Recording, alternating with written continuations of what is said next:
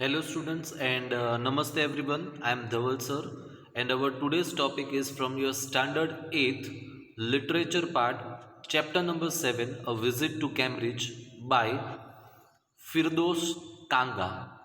Okay. This chapter a visit to Cambridge as I said is written by Firdos Kanga who is a writer and a journalist from Mumbai. Okay, and he was born with brittle bones. Brittle means actually it means very hard but which can easily be broken, right? So he was born with brittle bones that were likely to break easily when he was a child. And this lesson gives us a glimpse or a glance of the meeting between Firdosh Kanga and Stephen Hawking. Now, who is Stephen Hawking, right?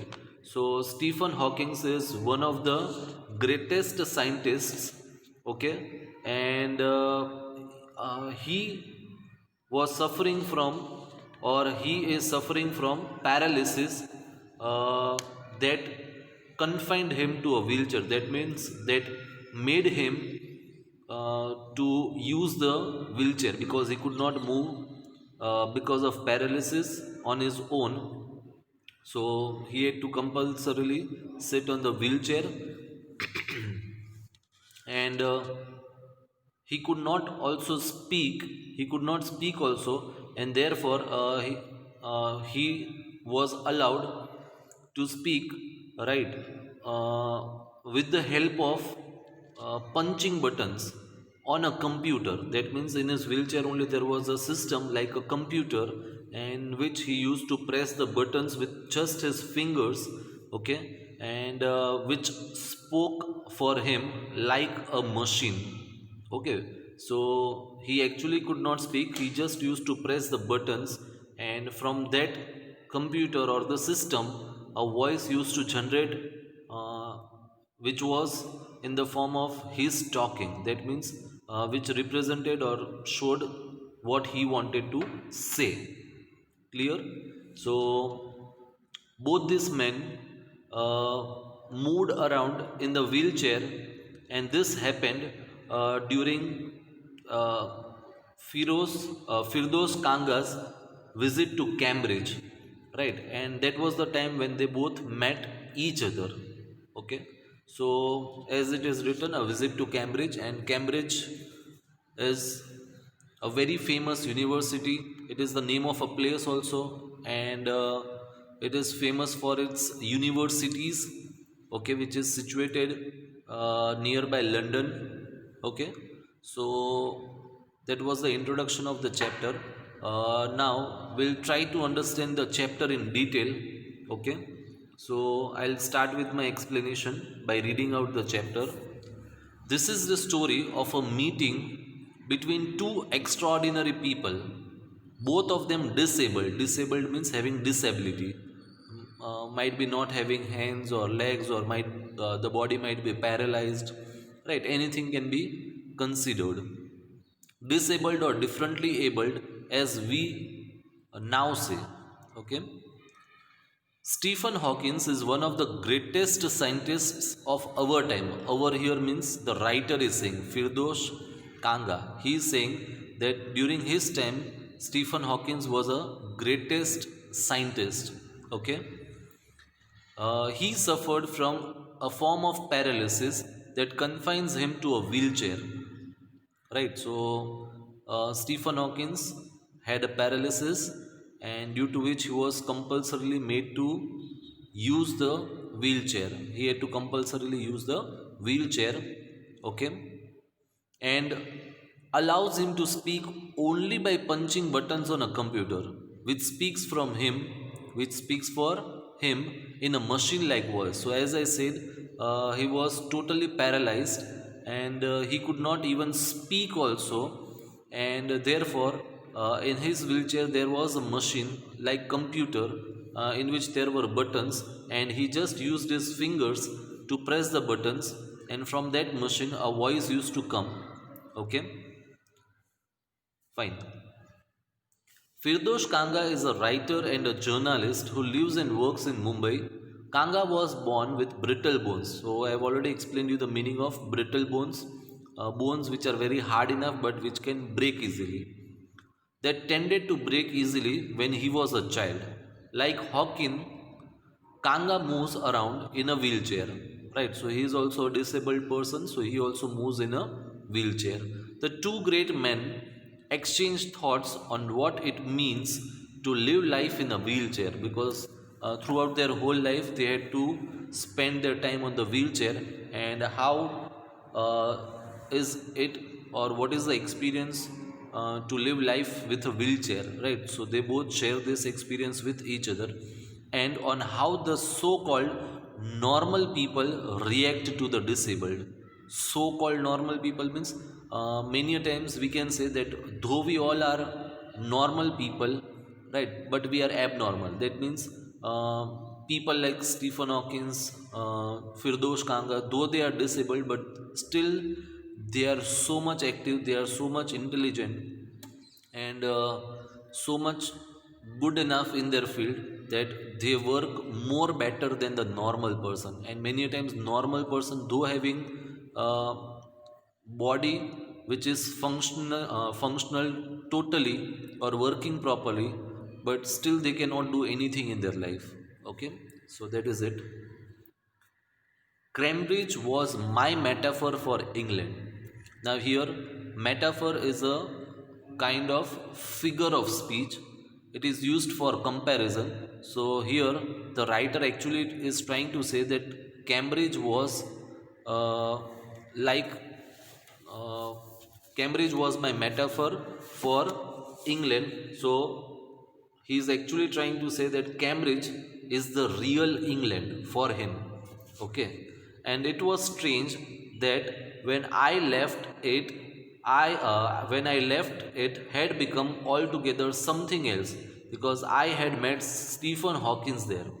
Now, what the writer is trying to say that when he had visited Cambridge, it was a strange thing that when he left, it had become altogether something else. That means he's trying to say that he had visited Cambridge, but that visit to Cambridge had altogether become a different experience for him because he was able to meet Stephen Hawkins over there. Okay, I was on a walking tour through Cambridge that the guide mentioned Stephen Hawkins, right? Poor man who is quite disabled now, though he is a worthy successor to Isaac Newton, whose chair he has at the university. Okay, so what is given? I was on a walking tour through Cambridge that the guide mentioned Stephen Hawking. So the writer Firdosh Kanga is on a tour. That means he is moving here and there to find out different places, to find out new places, and with him he is having a guide who usually guides the person, the unknown person, to that place. And that guide is mentioning about Stephen Hawkins. What he is saying about Stephen Hawkins, that he is a poor man who is quite disabled now. Okay, so this guide is saying these words to the writer. What he is saying, poor man who is quite disabled now, though he is a worthy successor. Worthy means deserving. Successor means a person who takes place of another person after his death. Okay, to Isaac Newton. That means we all know that Isaac Newton was a very brilliant scientist, and after him, that is Stephen Hawking, who was also equally brilliant scientist. Okay, so therefore it is written worthy successor to Isaac Newton, whose chair he has at the university. That means he has taken the place of Isaac Newton at the university. And I started because I had quite forgotten that this most brilliant and completely paralyzed astrophysicist, meaning of astrophysicist is given, okay, a scholar of astrophysics, branch of physics dealing with stars and planets. Astro means, you all know, you might have heard about the word astronomy, study of science that relates to space. Okay, so what is given here? The writer is saying that I started because I had quite forgotten that this most brilliant and completely paralyzed astrophysicist, the author of A Brief History of Time, one of the biggest best sellers ever, lived here.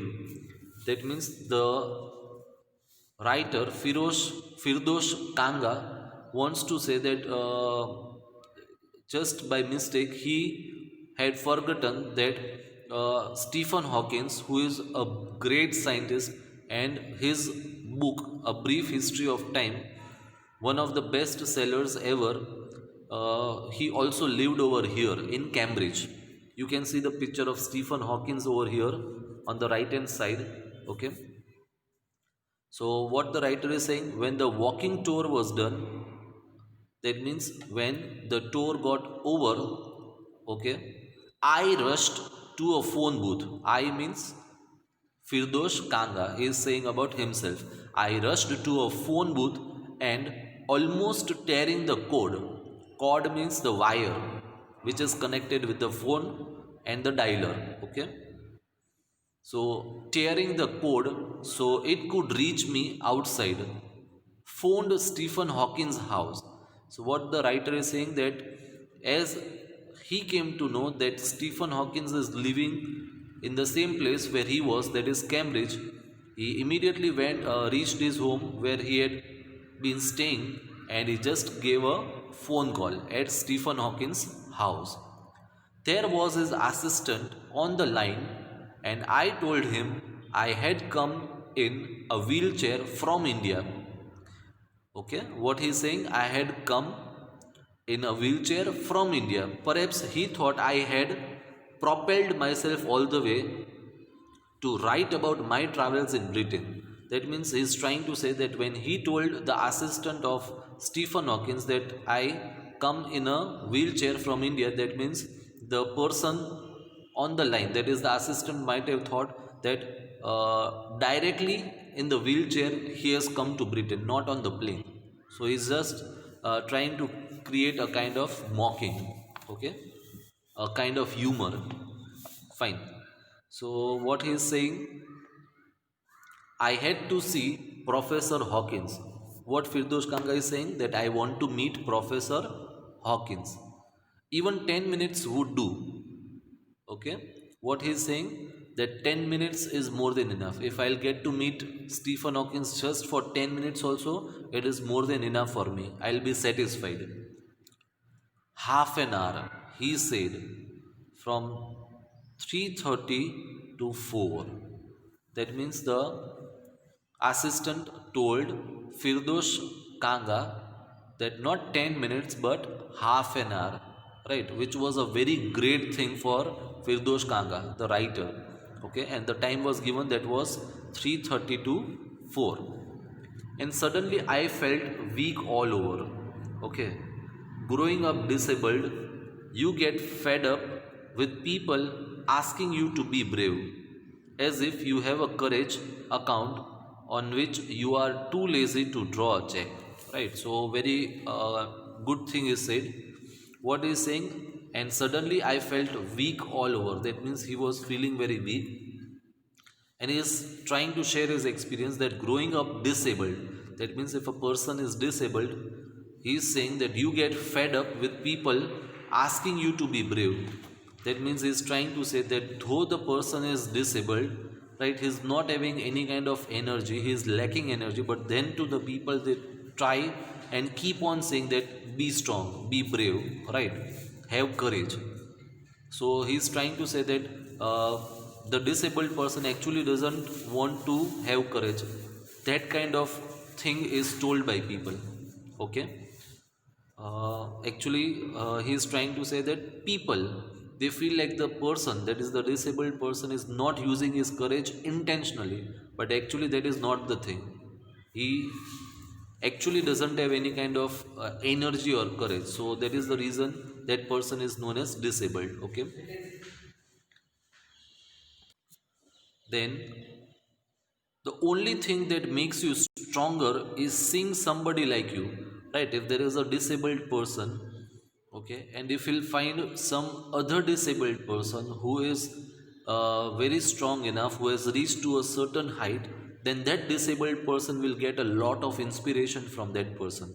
Okay, achieving something huge, then you know how much is possible and you reach out further than you ever thought you could. That means he's trying to say that if any disabled person, right, finds another disabled person to a great height, then even that disabled person will get inspired, and he can find out that how much great height he can also reach. That means he is trying to say that he also gets a lot of inspiration from seeing Stephen Hawkins. Okay, I haven't been brave, said his disembodied computer voice the next afternoon. That means the next day when he is meeting Stephen Hawkins, even Stephen Hawkins, what he's saying, I haven't been brave. That means I was not brave at all, said his disembodied computer voice, right? So disembodied means actually Stephen Hawkins could not speak. He used to use the buttons of the computer like machine from which sound used to come, right? So disembodied computer voice means it is a kind of voice which is coming from an unknown place or a person who cannot be seen or identified. Okay, that is the meaning of disembodied. I have had no choice. What Stephen Hawkins is saying, I have had no choice. That means he is trying to say that he was so much disabled that he could not move his body. He is even not able to speak also. So that is the choice what he is having, to use the computer type machine to speak. Surely, I wanted to say, living creatively with the reality of his disintegrating body was a choice, right? So, what Firdosh Kanga is saying, surely I wanted to say, living creatively with the reality of his disintegrating body was a choice. Okay, so he is trying to say that though he was having such a disabled body, then too he was very much creative, and that was the thing in which he had to live. He did not have any kind of choice. Okay, but I kept quiet because I felt guilty every time I spoke to him, forcing him to respond. That means he's trying to say that every time I used to speak with Stephen Hawkins, I used to feel guilty. Why? Because as we know, he could not speak every time when he had to answer. That means Stephen Hawkins had to answer, he had to push the buttons, right? And every time he had to make efforts to push the buttons to give the answer to Firdosh Kanga. Okay, there he was, tapping at the little switch in his hand, trying to find the words on his computer with the only bit of movement left to him. That means he is trying to say that to give the response, there was a button in his hand by pressing which the words appeared on the screen, and by entering, those words were heard to the opposite person. And there was a very little movement because his whole body was paralyzed, so there was only a very little movement in his fingers which he used for conveying his message or speaking through the voice that is on the computer. Okay, every so often his eyes would shut in frustrated exhaustion. That means he had to make so much efforts to convey his message through typing the button or pressing the button, that he used to get frustrated and exhausted, right? Because if we want to speak and we cannot speak, then it is a very difficult thing. And sitting opposite to him, I could feel his anguish, right? So anguish means great mental pain or torture. Okay, the mind buoyant, buoyant, that is buoyant, the mind buoyant with thoughts. So intensively active and vibrant. So he's trying to say his mind was very very active, though he could not speak, but his mind was continuously active, and new thoughts kept on coming in his mind. Okay, the mind buoyant with thoughts that came out in frozen phrases and sentences, stiff as corpses. So stiff as corpses. Okay, so corpses means usually a body of a dead human being, right? We know that once a person is dead, his body becomes very stiff, very hard, right? It cannot means no movements can be done, and the body becomes totally stiff, right? So he's trying to say that because of the paralysis, his body had become very very stiff. Okay, it was totally like a dead person's body without any movement. A lot of people seem to think that disabled people are chronically happy. Chronically means continuously happy, right? Because they don't have the life like a normal person. So many people think like that. Okay, I said, that means the writer is saying, I know that's not true myself.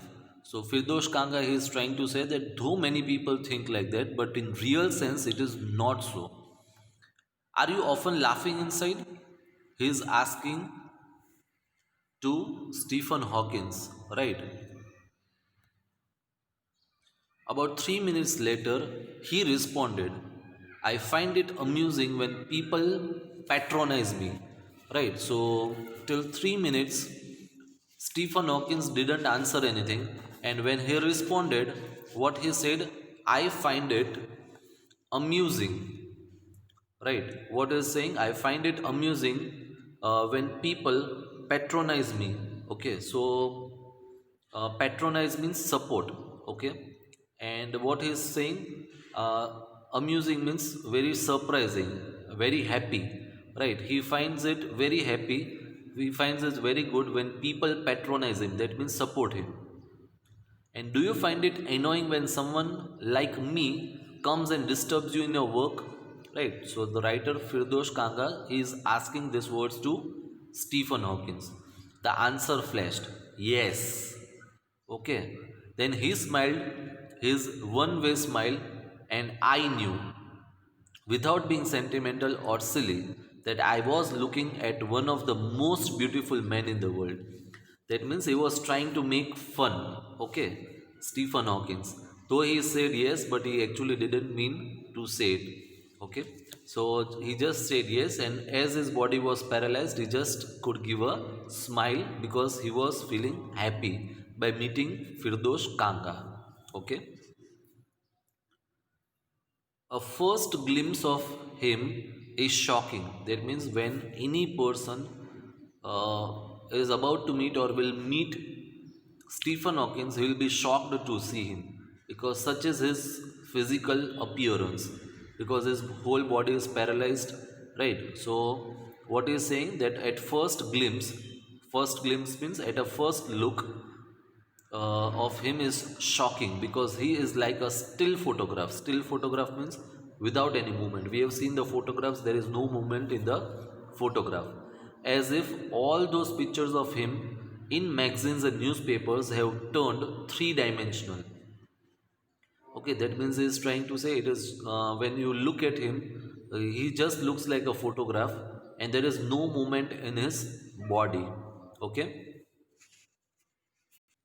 then you see the head twisted sideways into a slump. So, what he's saying, then you see the head twisted sideways. You have seen the picture, it is in the side like this. Okay, so it is twisted sideways into a slump. Slump means fallen position like this. Okay, or it is drooped, right? The torso shrunk. Torso means what? Right, so torso, the meaning is given the upper part of the body above the waist. Okay, so torso means upper part of the body. Torso shrunk inside. So shrunk means it is totally bent like this. Okay, so torso shrunk inside the pale blue shirt. Okay, he wasted legs, sorry, pale blue shirt, the wasted legs. Wasted here means the legs which has become very weak because of paralysis. You look at his eyes which can speak still, and they are saying something huge and urgent. It is hard to tell what, but you are shaken because you have seen something you never thought could be seen. So this is what he is telling with his experience by meeting Stephen Hawkins. Okay, uh, we'll do one thing. We'll end our today's lecture over here, and the remaining part of the chapter will carry on in the next part. That is the second part of this chapter. So thank you everyone for watching this video.